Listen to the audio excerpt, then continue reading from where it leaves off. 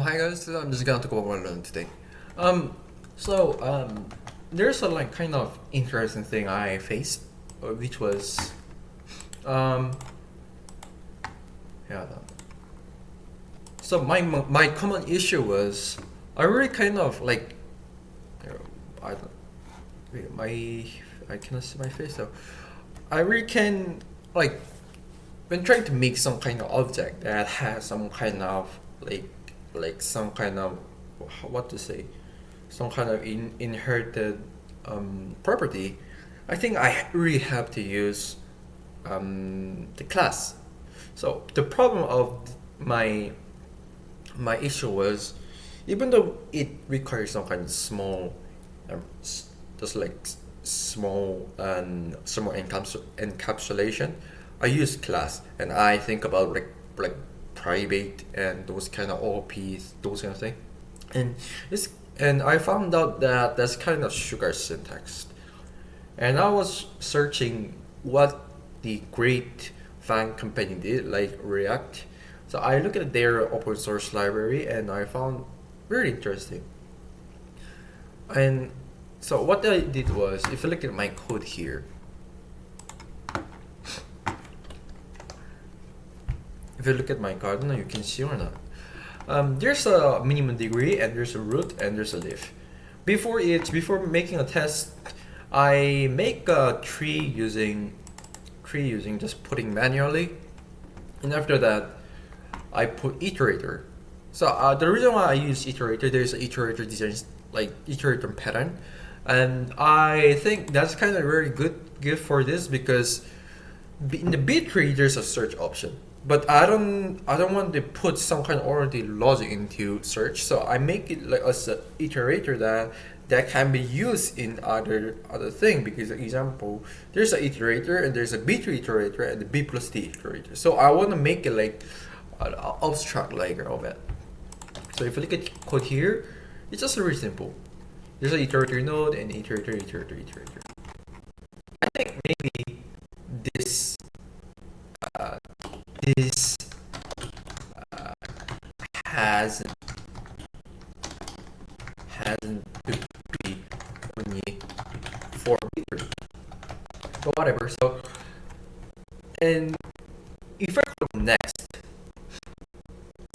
so there's gonna index of it because next is recording next search. And but my thing, this code is kind of interesting because if this is your core next and this value and there's a property on it, even though this is a class. This is a class, but inside it this is a class. So what do I mean by that? If you look at the search option, this doesn't inherit any some kind of internal like property in the class. It receives this and it manipulate this and it return this. So this is called this binding. So I think this is very nice. This create new iterating node. When sorry, iterating node, it implements those kind of the primitive iterating node, and it returns iterator node. And after that, when it returns, I can manipulate it.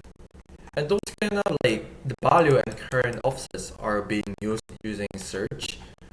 And when you try to use search, like this kind of next method uses search logic, right? And it call this iterator. So and those kind of things. The really the good thing about this is since this iterator node is kind of like object, so I can really manipulate it, those kind of things. So rather than putting some kind of unnecessary parameter or arguments, I can send some kind of this that tells that tells about those kind of what is it like, I can call this um that that that gives this some kind of SQL context, and the context of the B3 class. So after receiving, I can just revise it and I can return it.